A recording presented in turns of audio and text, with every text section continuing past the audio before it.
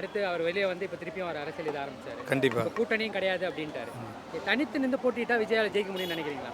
ஒரு 50% தானே வர முடியும். 50% வர முடியும். ஒரு முழுசாக ஒரு முதலமைச்சராக வர்றதுக்குலாம் வந்து அவ்வளோ சொல்ல முடியாது. பழைய முதலெல்லாம் நிறையா இருக்குது. இது சார்பில் எப்படின்னு கேட்டால் கட்சி சார்புன்னு சொல்ல முடியாது. ரசிகர் சார்பில் பாதி ஓட்டு பிரியக்கூடிய வாய்ப்பு இருக்குது. அது அவருக்கு தான் நெக்ஸ்ட் 50%, 100%க்கு 50% ஓகேண்ணே. ஓகே. எதிர்கட்சி உட்காரத கூட வாய்ப்பு இருக்குண்ணே.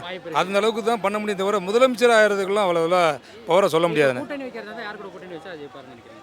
யாரோட கூட்டணி வைக்கலாம்?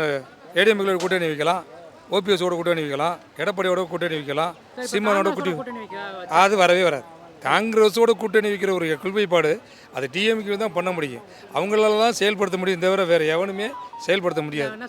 அப்படியெல்லாம் வாய்ப்பு இல்லை, சதவீதமே. ஏன்னு கேட்டால் தமிழ் இனத்தை ஒருத்தர் கொண்டுட்டேன்றது காங்கிரஸ் ஒரு பெரிய வலிமை. அது பாதிக்கப்பட்ட மக்கள் ஏகப்பட்டவே இருக்காங்க. அடுத்தது காங்கிரஸ் வரக்கூடிய சாஸ்தியமே கிடையாது. அது வாய்ப்பே இல்லை. மத்தியிலுமே காங்கிரஸ் வர்றதுக்கு வாய்ப்பே கிடையாது. அப்ப விஜய் ஏடிஎம் கூட கூட்டணி வச்சா கண்டிப்பா வர்றதுக்கு வாய்ப்பு இருக்குன்னு. தனியா இருந்தா எதிர்க்கட்சியா வருது. எதிர்க்கட்சியே இல்லை, 50%, 100%ல 50% அவர் வரக்கூடிய வாய்ப்பு இருக்கு.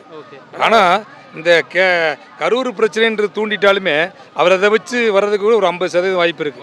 ஆமா.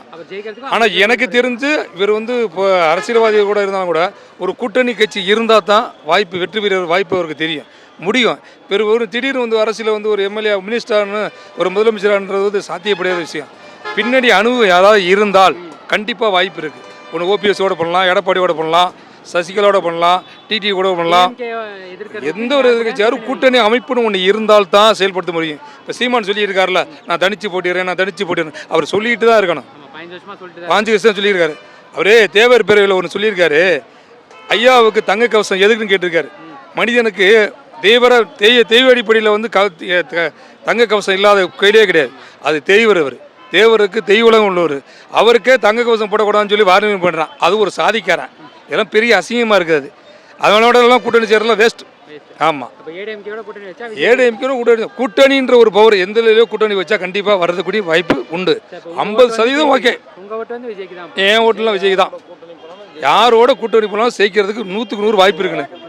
கண்டிப்பாக டிஎம்கே வந்து வாய்ப்புன்றது வேறு நான் சொல்ல, 50% வாய்ப்பு கண்டிப்பாக உண்டு விஜய்க்கு. நானே ஓடுவோம்ல, எங்கள் ஓட்டில் 13 ஓட்டு இருக்குது. எங்கள் வீட்டில் கண்டிப்பாக 13 ஓட்டு விஜய்க்கு தான்.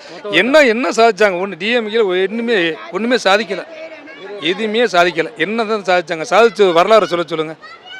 பெண்களுக்கு பிரி கட்டணும்னு சொன்னாங்க. நான் டிரைவர் நிறுத்துறான பற்றிங்களா? அசிங்கமாக திட்டானா. 1000 ரூபா போட்டு விடுறாங்க. அந்த 1000 ரூபா நம்பி தான் யாருங்க உங்கள்கிட்ட உதவித்தொகை யாருங்க கேட்டது? யாருமே சம்பாதிக்கமா இருக்கான். ஒரு மனிதனை சோம்பேறிப்படுத்துறது அரசியல்வாதி மட்டும்தான். ஒரு மனிதனை சோம்பேறிப்படுத்துறது யாரு? அரசியல்வாதி தானே. அதானே பண்ணிக்கிட்டு இருக்கீங்க. நீங்கள் சோம்பேறி தான் படுத்த முடியும். ஒரு மனிதனை சுறுசுறுப்பாகி கொண்டு வர முடியாது.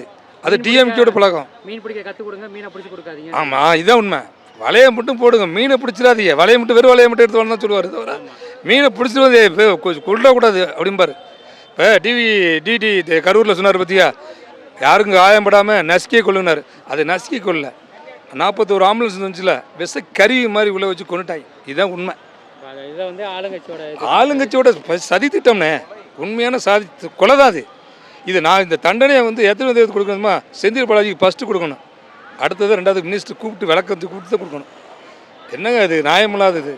889 கோடி நேர் அடிச்சிருக்காரு. அதுக்கு விளக்கமே தெரியலை. பாட்டிலுக்கு 10 ரூபான்னு சொன்னோன்னா ஒரு செருப்பு தூக்கி போட்டோன்னா உடனே அது எப்படி பண்ணுறாங்க பாருங்கள். சட்ட ரீதியாக அது வந்து பண்ணக்கூடிய வாய்ப்பு இருக்கா?